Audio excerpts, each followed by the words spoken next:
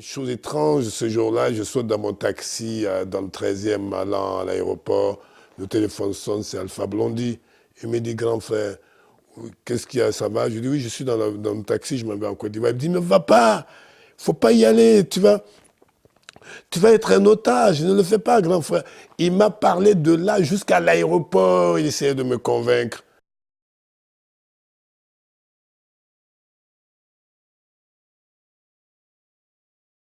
Pour la première fois en Afrique francophone, après les indépendances, on a vu des jeunes qui ont voulu dire, écoutez, pendant 50 ans, il y a eu des relations avec nos aînés, des relations politiques, des relations économiques.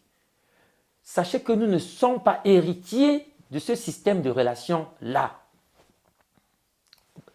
Il faut que même les politiques qui dirigent des pays comme la France comprennent que c'est au-delà de l'émotion, et de la colère et des condamnations. Voilà ce que ça veut dire. Est-ce que vous savez que dans un pays comme le Cameroun, il y a des jeunes qui ont manifesté pour ce qui s'est passé en Côte d'Ivoire? Un peu comme on avait des Français qui allaient combattre aux côtés des républicains espagnols, aller pour mettre le franquisme à la porte. Il y a eu des mesures internationales pour casser littéralement cette bourgeoisie, la piller, la tuer éventuellement pour ses éléments les plus militants, les forcer à l'exil, confisquer ses biens ou ses comptes en banque, hein, et essayer un peu de détruire la base militante d'un certain nationalisme ivoirien, des partisans de Laurent Gbagbo.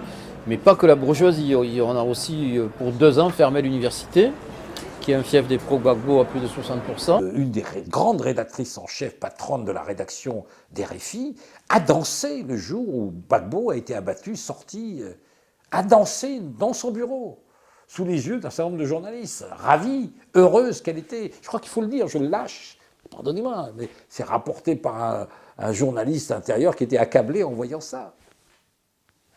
Tout le monde sait qu'il y avait des anti-Gbagbo, mais primaires, un paquet.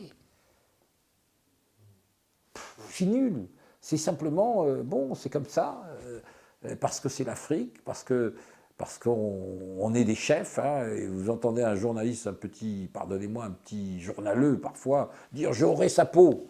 Sa peau politique, bien évidemment, alors on y va. C'est ça la France-Afrique, ma chère. J'ai envie de dire, c'est plus ça que les voyous qui prennent de l'argent, qui vont, vous les verrez toujours, ceux-là. Mais ceux qui distillent cette information et qui agissent de manière aussi unilatérale et grotesque, ceux-là, ce sont les véritables pourfondeurs, j'ai envie de dire, de la morale politique. Il est incompréhensible qu'aujourd'hui, des gens soient à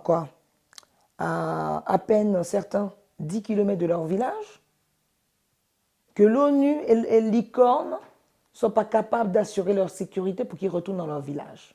C'est quand même extraordinaire. 1 an après, il y a 4 camps de réfugiés dans la région de Djokwe. 1 an après. Ils ne sont pas au Ghana, hein. Ils sont en Côte d'Ivoire. Ils vivent sous des tentes, puisque des gens sont venus d'ailleurs s'installer sur leur terre. On fait des lotissements. Les natifs ne sont pas là et on fait des lotissements dans les villages. C'est-à-dire qu'on change la population. Comme les bandes armées des forces nouvelles avaient pillé à peu près tout ce qui représentait l'administration, toutes les autorités officielles, ben on arrivait à trouver effectivement dans le marché de Bouaké des beignets emballés dans des extraits de naissance. Et comme en plus derrière la fameuse notion d'ivoirité, c'est-à-dire que seuls ceux qui sont nés en Côte d'Ivoire vont pouvoir être identifiés comme citoyens ivoiriens, bah évidemment, ce n'était pas très intéressant pour les forces nouvelles, parce qu'on sait bien que beaucoup de forces nouvelles venaient du Burkina Faso, ou d'autres pays, ou du Libéria, ou du Mali. Et donc, c'était aussi le moyen, en écrasant toute forme d'administration, bah de semer un petit peu le désordre et la zizanie, et de continuer, de persévérer une instabilité chronique, militaire, sécuritaire, dans toute la moitié nord du pays. puisque les armes des militaires français sont absolument différentes de celles des militaires ivoiriens. Et des expertises balistiques ont montré que beaucoup de morts ont été causées par des armes françaises.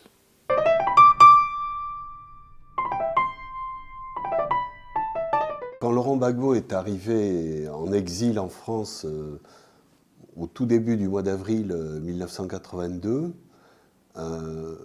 il considérait qu'il avait d'abord une première tâche qui était de faire connaître la réalité de la situation en Côte d'Ivoire à cette époque-là, parce qu'en France, toute la classe politique française présentait Houphouët-Boigny comme le sage de l'Afrique, parce que je crois que ce qu'il faut retenir de Laurent Gbagbo, c'est que c'est un des rares, sinon le seul responsable politique africain qui a beaucoup écrit et qui a écrit avant d'agir. Donc on peut toujours faire la comparaison entre ce qu'il a projeté et ce qu'il a pu faire.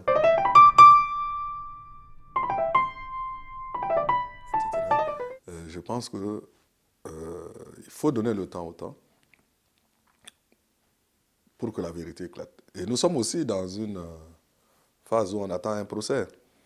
Le président Gbagbo sera certainement devant ces juges dans quelques mois. Il donnera sa version des choses. Peut-être qu'on saura aussi, venant de lui, ce qui s'est passé.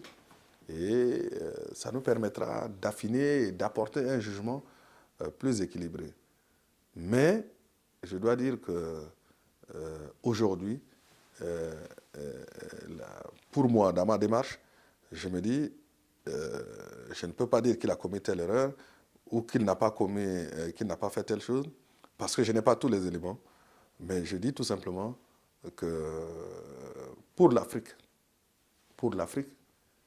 nous n'avons pas vocation, nous, Africains, nous n'avons pas vocation et nous n'avons aucun intérêt à ce que, s'il doit y avoir alternance à la tête de nos pays, que ça se fasse dans ces conditions. Ça décrédibilise l'Afrique et ça décrédibilise les Africains. L'aspect économique du problème n'a jamais été traité, aussi bien à Marcoussis qu'à Lusaka. Jamais. Alors que tout le monde sait que c'est là le cœur du problème. Mais jamais, à aucun moment,